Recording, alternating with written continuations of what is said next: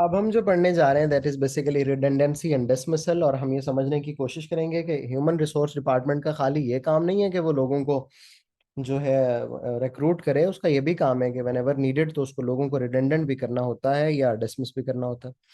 Let's talk about redundancy. Redundancy is a situation when an employee is no more needed. उस बेचारे की अपनी कोई गलती नहीं है, लेकिन ऑर्गेनाइजेशन की सिचुएशन ऐसी है, there is something happening in the organisation because which the employee has to leave, that situation is called redundancy।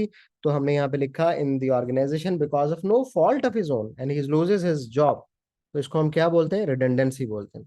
Redundancy दो तरह की हो सकती है, one is called the voluntarily one and one is called the involuntary।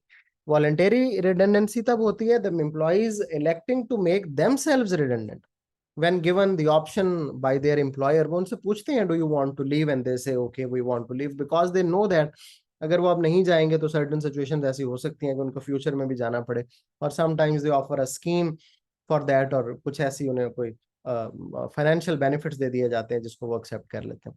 तो ये जो है ये वॉलंटरी रिडंडेंसी है।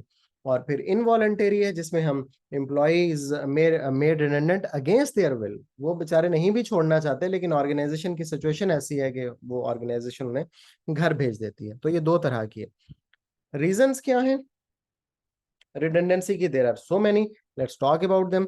बिजनेस क्लोजर है, हम बिजनेस को जो है बंद कर रहे हैं, तो जाहिर है एम्प्लॉयज को रखने का क्या स्कोप है? एम्प्लॉयज को भी फिर हम नहीं रखेंगे। वर्क प्लेस जो है उसमें रीस्ट्रक्चरिंग हो रही है, मर्जर हो रहे हैं, एक्विजिशन हो रहे हैं, रीऑर्गेनाइजेशन कर रहे हैं। मर्जर्स की सूरत में भी हमें कम एम्प्लॉयज चाहिए, एक्विजिशन की सूरत में भी दूसरी ऑर्गेनाइजेशन से कुछ लोग मिल जाएंगे जिनके साथ हम चलेंगे, तो फिर we might not need.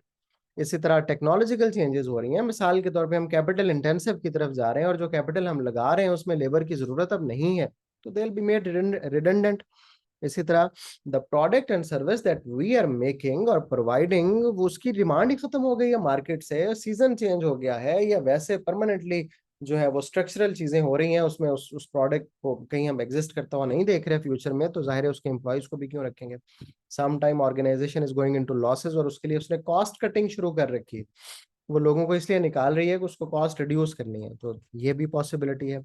Relocation कर रहे हैं, एक जगह से दूसरी जगह जा रहे हैं, और जियोग्राफिकल जो रीलोकेशन है वो इतनी दूर है कि वहां से जाके हम अनस्किल्ड लेबर रखेंगे, वहां से जाके हम एम्प्लॉयज रखेंगे, तो ये भी पॉसिबिलिटी, इस वजह से भी रिडंडेंट कर दिया जाता है।